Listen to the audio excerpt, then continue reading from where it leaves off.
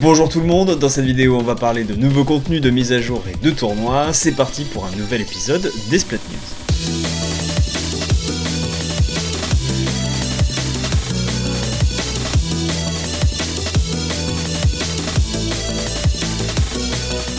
Alors déjà, commençons par l'actualité. Ce week-end ont eu lieu les Splatoon 2 European Championship. 12 équipes représentant divers pays d'Europe se sont affrontées dans l'encre pour déterminer laquelle sera la meilleure et qui aura le droit au titre de championne d'Europe de Splatoon 2 pour l'année 2018-2019. Et c'est finalement la France qui a remporté ce tournoi, représenté par l'équipe Alliance Rogue. Elle s'est qualifiée jusqu'en finale, elle a vaincu toutes ses rencontres et elle a finalement gagné et remporté ses championnats d'Europe. Un gros bravo à elle qui nous permet d'être fiers de notre pays. Tout ça s'était retransmis en direct sur YouTube et sur Twitch. J'ai d'ailleurs eu la chance de pouvoir commenter les phases de groupe le samedi en compagnie de Dimitri, de Monsieur Karaté et de Ken Bogart. Ça a été 2 journées complètement folles avec les meilleures équipes de chaque pays qui sont venues en France sur Paris pour se rencontrer. Il y avait énormément d'ambiance sur place mais aussi sur les réseaux sociaux avec tout le monde qui encourageait son équipe préférée. C'était vraiment très touchant de pouvoir voir à nouveau tous ces joueurs fans de ce même jeu se réunir au même endroit, s'affronter évidemment mais aussi passer de bons moments en dehors du tournoi. J'ai pu assister à tout ça et le dimanche en plus avec le public dans une salle parisienne. L'ambiance était vraiment au rendez-vous, il y avait beaucoup de monde qui était venu supporter leur équipe. La France notamment avait pas mal de supporters dans la foule, c'était assez agréable à entendre. Et ça a été aussi pour moi l'occasion de rencontrer certains d'entre vous qui ont eu la chance de remporter leur place aux différents concours qu'il y avait sur les réseaux sociaux. Une fois encore et comme en convention, c'était très sympa de vous voir. J'ai même eu le droit à quelques petits cadeaux, notamment la peinture qui apparaît ici sur mon étagère. C'était vraiment adorable de vous rencontrer comme ça. Et l'événement en lui-même était déjà très plaisant. Pouvoir rencontrer tous ces joueurs venant de partout en Europe et même les différentes personnes impliquées dans l'univers de Splatoon, que ça soit des joueurs ou organisateurs de l'ombre, c'était vraiment cool. On a eu la chance que ça soit en France cette année, pas sûr que ça soit le cas tous les ans, mais j'espère en tout cas qu'on aura l'occasion de revivre ça prochainement et peut-être l'année prochaine pour un prochain tournoi. Pour le moment, on est toujours dans l'attente d'un potentiel tournoi international qui réunirait toutes les équipes gagnantes des différents tournois par continent. Les années précédentes, ça avait été à l'E3 et il est fort probable que ça soit à nouveau le cas cette année, mais pour l'instant, rien n'a été encore annoncé et le tournoi américain n'a d'ailleurs pas encore eu lieu, donc il va sûrement falloir attendre qu'il se termine d'ici 2 semaines je crois pour espérer avoir des nouvelles sur les championnats du monde qui pourraient arriver prochainement.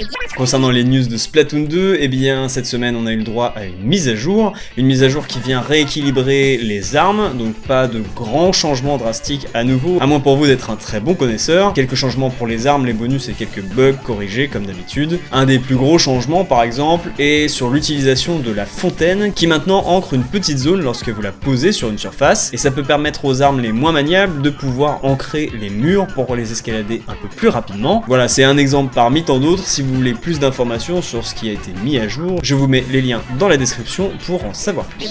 Je vous parlais dans une précédente vidéo que le Japon allait avoir droit à des tickets boissons gratuitement dans les news de la Nintendo Switch. Et bien ça a été annoncé également en Europe, c'est déjà sorti depuis un petit moment mais j'en avais pas reparlé il me semble. C'est donc comme je le disais dans les news de la Nintendo Switch qu'il faut aller les chercher et il est a priori prévu qu'il y ait d'autres news prochainement pour nous faire gagner d'autres tickets, voire même des fragments directement. Il est donc intéressant de suivre ce qui se passe dans les news de votre console dans les jours à venir parce qu'a priori plusieurs articles seront publiés avec à chaque fois un petit bonus, que ça soit fragment ou ticket. On peut s'attendre à voir ça popper prochainement. Ce serait dommage de rater ça.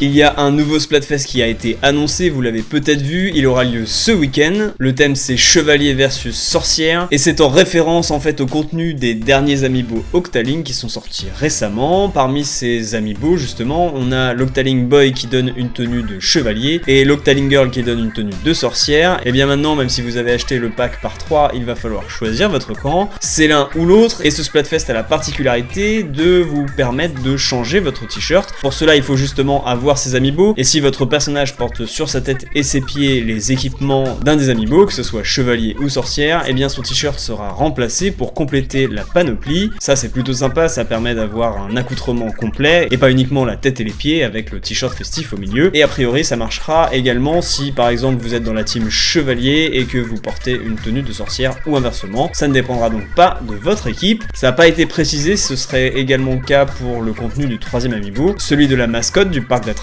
mais ça on verra le jour J, il faudra tester au cas où, en tout cas ça n'a pas été annoncé.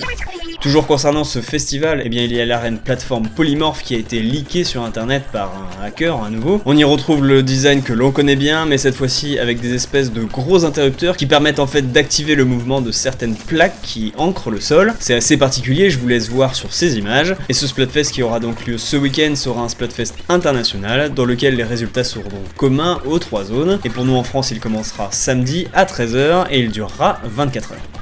Toujours en parlant de leak, eh bien le prochain équipement de Salmon Run a été dévoilé, toujours par un hacker sur internet, et il s'agit d'un chapeau de marin assez sympa, et ce chapeau on l'aura donc en avril, sachant que en mars on avait aussi un nouvel équipement qui est en fait un espèce de pull. On sait maintenant l'équipement qu'on aura le mois prochain.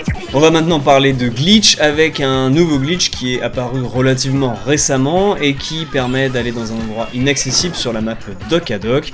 Et là où c'est assez intéressant, c'est que même avec le Bazookarp, il est possible de faire ce glitch et de le faire tout seul en fait, ce qui fait que ça permet au porteur du Bazookarp de se mettre dans un endroit inaccessible. S'il se fait liquider à cet endroit, eh bien plus personne pourra récupérer le Bazookarp. En tout cas, à cause de la couleur de l'éponge, l'équipe adverse ne pourra pas. À ma connaissance, c'est pas un glitch qui a été corrigé avec la mise à jour qui est arrivée aujourd'hui pour moi au moment où je tourne cette vidéo. Il est possible que je me trompe, mais en tout cas, on peut s'attendre à ce que ce glitch soit patché prochainement pour éviter que des petits malins l'utilisent en match pro. Et on va terminer cette vidéo avec un hack que je voulais vous montrer car il est sorti récemment et je le trouvais plutôt sympa. Alors c'est un hack qui contient un spoiler de la fin de l'Octo expansion, donc si vous êtes bien en retard et que vous n'avez toujours pas fini ce DLC, eh bien vous pouvez arrêter cette vidéo dès maintenant en lui mettant un like et en la partageant, ça fait toujours plaisir. Et sinon pour les autres, eh bien vous pouvez rester. C'est en fait un hack qui remplace les Octalings sur la map par le boss de fin de l'Octo expansion, ce qui rend tout de suite le niveau un peu plus dur à finir, mais c'est assez marrant à voir et ça remplace en fait une intelligence artificielle par une autre, hein. L'intelligence artificielle des Octalings est en fait remplacée par celle du boss de fin qui en fait a des comportements très différents, notamment sur l'utilisation des spéciaux, et ce qui fait qu'il est beaucoup plus dur à vaincre qu'une simple Octaling. Et du coup là, eh ben il y en a pas qu'un de boss, il y en a plusieurs, et c'est assez marrant de voir que c'est possible, et que c'est du coup aussi très dur de franchir un niveau de la sorte. Voilà, je m'arrête là pour cette vidéo, j'espère que les news que je vous ai présentées vous ont plu. N'oubliez pas le like, le partage et l'abonnement bien évidemment, et merci à tous les donateurs qui m'aident dans mon travail, j'espère que cette vidéo vous a plu, je vous dis à bientôt dans une prochaine.